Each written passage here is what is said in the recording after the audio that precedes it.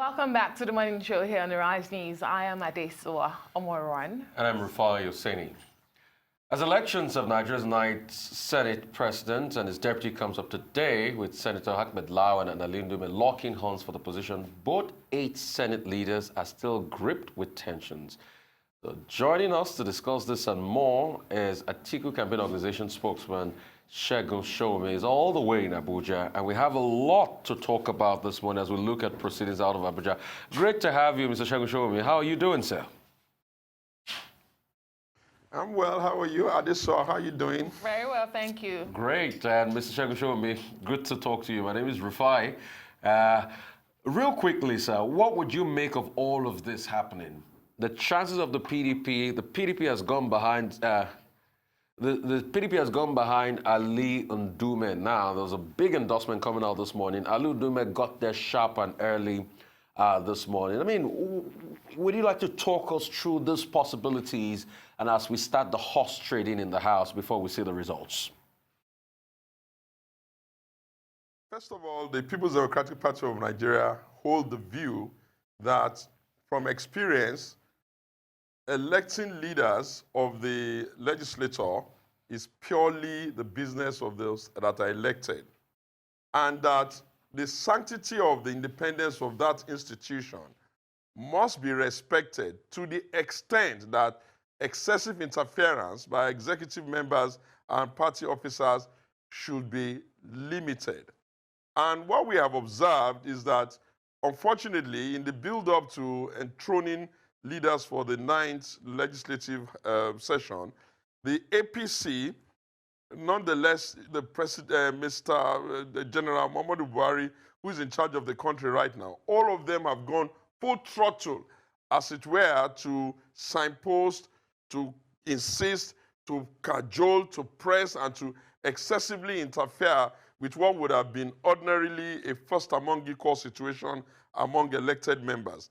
And the PDP then chose to say, look, we still must provide some element of credibility to that institution to help it find its independence.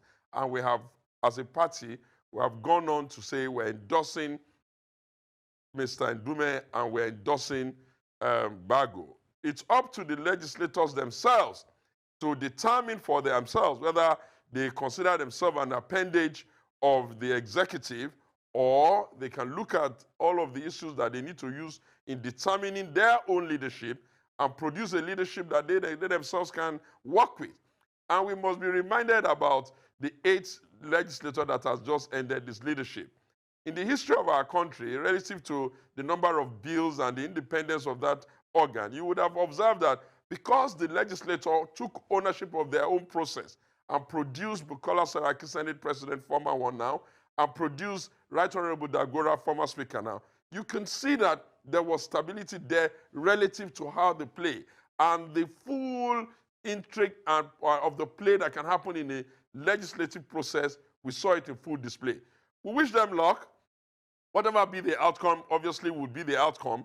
The PDP has endorsed those that the PDP want to endorse, and we encourage all our members. We encourage those who are standing on the side of democracy. We encourage those who understand the dictates of the separation of powers to do what is right. But alas, it is purely a House and Senate matter. So pick one of theirs to lead them.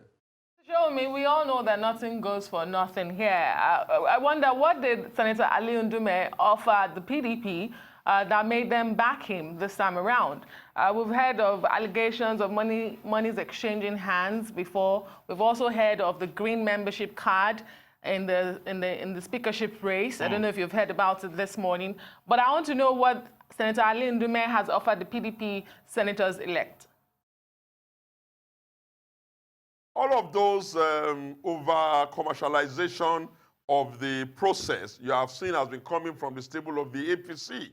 That's who they are. They don't have the capability to understand that decency and moderation is the hallmark to ensuring a stable democracy.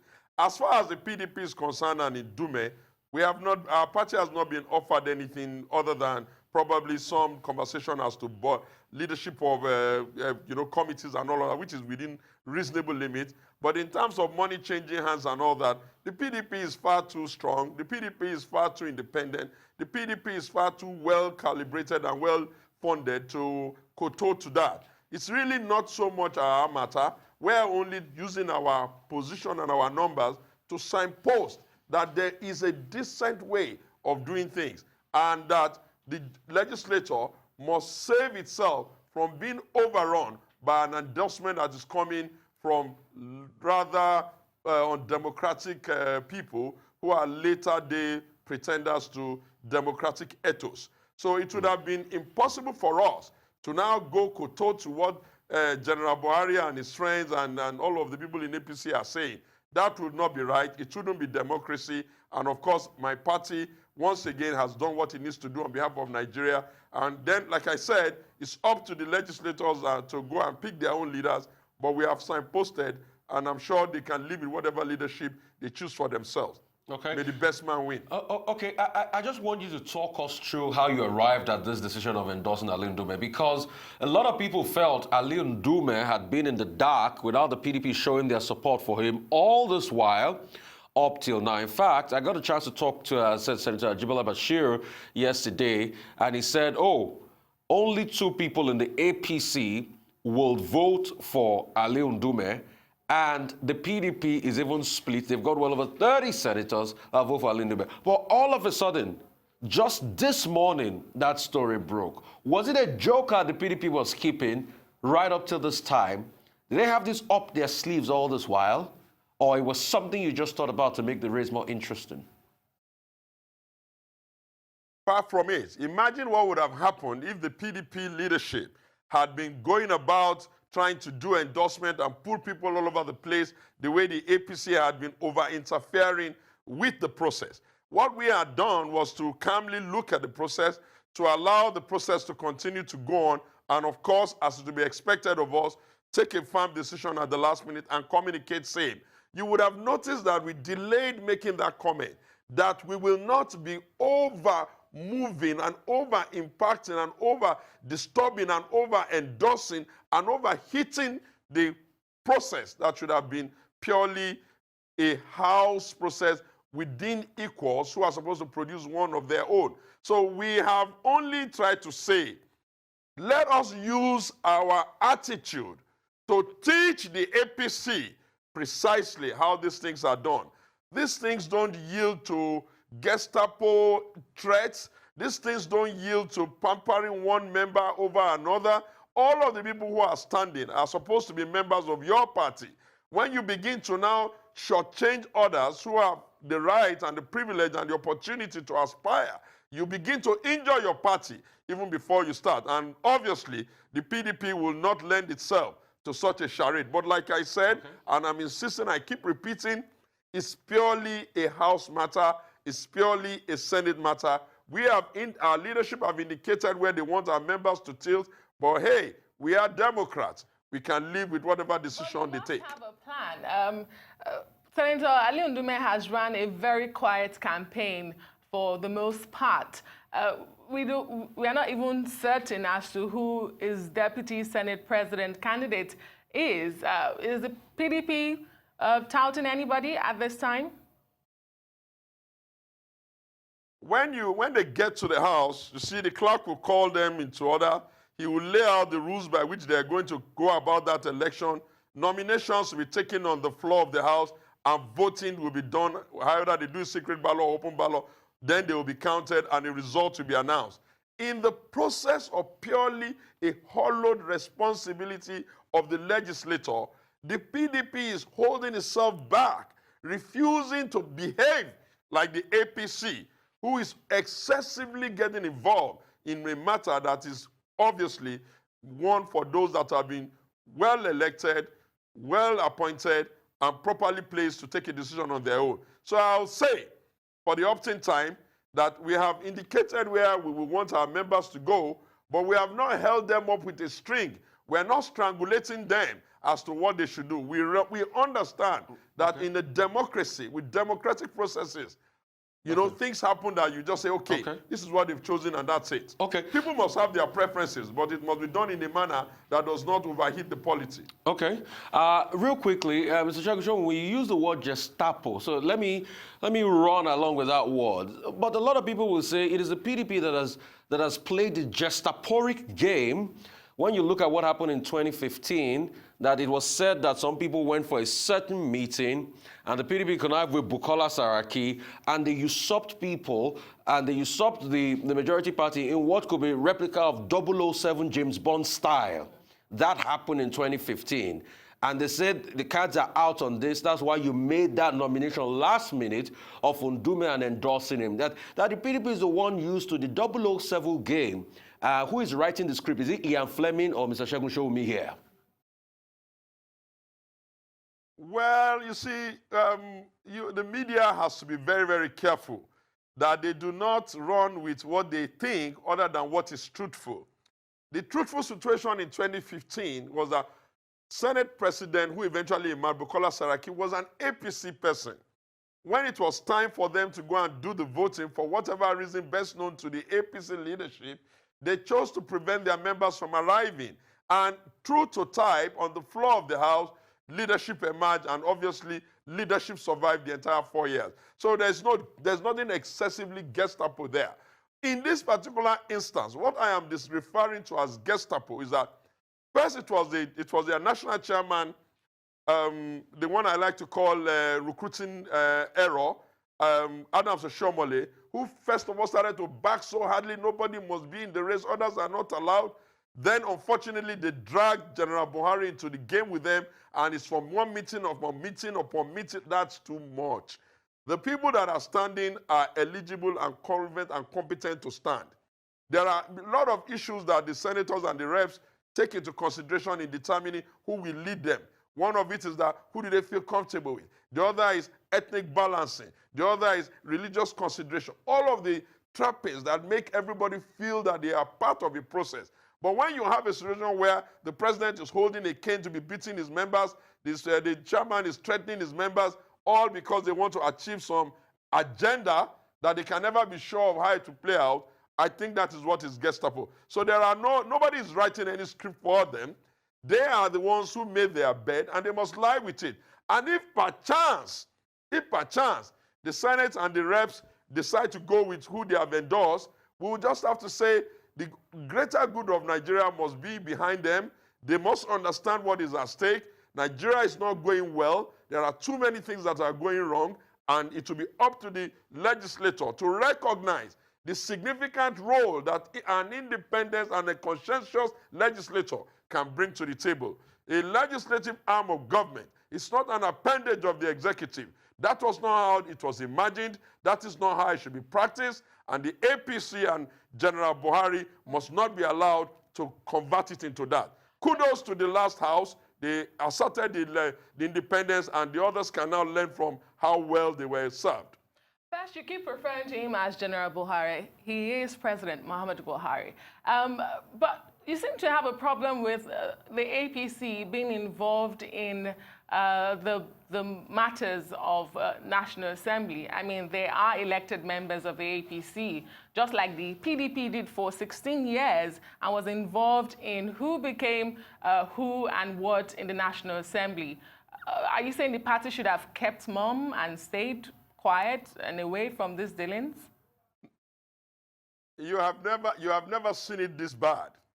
It's never a matter where the leadership of the executive, it's not the leadership of the executive now dive into that matter with the strength and the speed and the velocity at which they are going. Let me tell you the danger there. The danger there is that eventually the legislature is going to be castrated. If this kind of style continues, you will then have a situation where nobody can aspire to be anything in the legislature unless he's able to go to the executive to go and kneel down and go and get an endorsement from them. That's not how separation of power envisages it. You can subtly suggest. Mr. Sowunmi, I'd just like to take you on this relationship even more. You talked about the fact that the H Assembly did stand their ground as regards this. But the presidency will say the reason why we didn't deliver the dividends of democracy and the goods to the people was because of the 8th Assembly. And I'll give you many instances. We all know the dilly-dallying about the budget and the budget cycle. We all remember cases and allegations of budget padding. The budget is sent to the National Assembly, they inflate it with constituency project. The presidency says, oh, I don't want to touch this. We all remember electoral reforms that was supposed to be, you know, the beauty of our democracy. Leading up to the last elections, the National Assembly sent it to the presidency sent it back. It was like a proverbial game of ping pong with Cheshire greens everywhere. The case is endless, and it looks as though nothing was done in the 8th National Assembly because there was no synergy. So some people in some quarters are crying and clamoring that if there's synergy, we can move faster and we can move quicker. What are your reactions to that? First of all, you are so wrong. And for the purposes of the audience, let me educate you. Thank you, sir.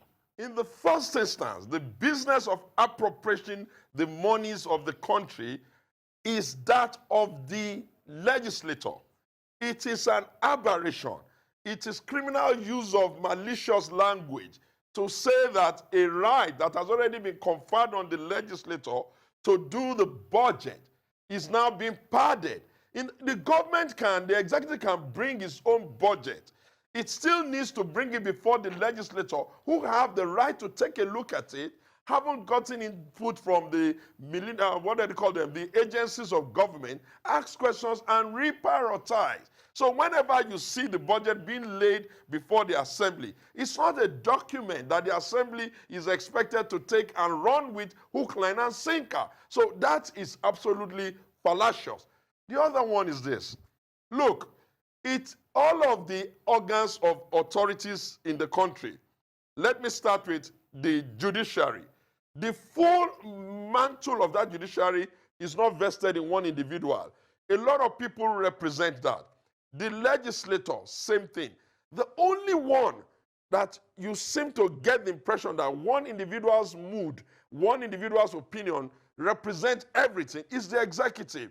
The legislator is in place significantly so as to check the executive and to make sure that the executive is held accountable to the larger number of people who send their representative into those chambers. So if you look at it, from the number of bills passed, from the significant things done, you will know that they tried. But you are historians. History will be a better judge when we have spent some time over it. But to say that you expect a legislator that will be a rubber stamp, go and look at the states. One of the reasons why at the subnational level, the country is not giving as much as they ought to give is because the legislators at that level, the House of Assemblies, have become appendages of the executive. That's why you see that governors do whatever they like. Nobody's holding them to account. They write whatever type of budget. Nobody's checking their performance. Nobody's holding them to the way they use government money. The legislator in the national is supposed to provide us that safety net. And if you now have a situation where you now want someone that is sitting on a mandate that is being quarreled and being contested in court that we consider stolen, he's now going to now have a legislator that can run riot and do whatever he wants with the tendencies of signing executive order even when it's not been well thought through, and you think that, no, that cannot be the way to go. Let me ask you, is this not a recipe for another head-on collusion between the two arms of government? Just the tail end of the 8th National Assembly, we had the president describe Senator Saraki and Honorable Dogara as unpatriotic Nigerians because of the frosty relationship. Now that the PDP is backing Senator Ali Ndume, who is not the APC's anointed candidate, should he not win? And even if he does win, is this not a recipe for the head-on collusion? Because the party has said it has to be party supremacy, and party says it has to be Hamad Lawan and Honorable Femi Gbajabiamila in speakership. And then what happens if Senator Ali Ndume does not win? What does happen if he does not win, now that you've thrown your weight behind him? No. Yeah, if they had wanted to have their way completely, they should have just prevented us from participating in the election. They should have written all the results like they wrote the presidential, and they should have come with 100% reps, 100% Senate of APC. So we will know that we're not in a democracy. In a democracy, the alternative political party has a right to have its own position. That's why it's called a democracy. We are running into an avalanche of all of us, especially you people in the media, thinking that a president in a democracy is some kind of demigod who can always have his way. In the first instance, when he said that Gora and Saraki were not the patriotic and whatever adjective he used, that was totally incorrect because, like they rightly answered him, their patriotism is to the Nigerian state, to the Nigerian constitution, and to the Nigerian people. They are not beholden to the wishes and caprices of one individual in the country, no matter how highly placed. And that needs to be stated and stated clearly. As for the 9th legislator, they have all come in from their zones and from their constituencies. They are going before themselves, underneath their own house rules, to pick their leaders. APC has backed who APC wishes to back. General Buhari has backed whom he wishes to back. PDP has backed our own, who we're backing among their own lots. It's up to them to go and pick one. But whoever they pick at the end of the day, they have to understand the independence of the legislator is critical to the survival of democracy and for the buy-in of the generality of the Nigerian people. Okay. Anything short of that is rubbish. And that's a good way to anchor it there. Thank you so much, Mr. Segun Sowunmi, spokesperson for the ATIKU campaign organization.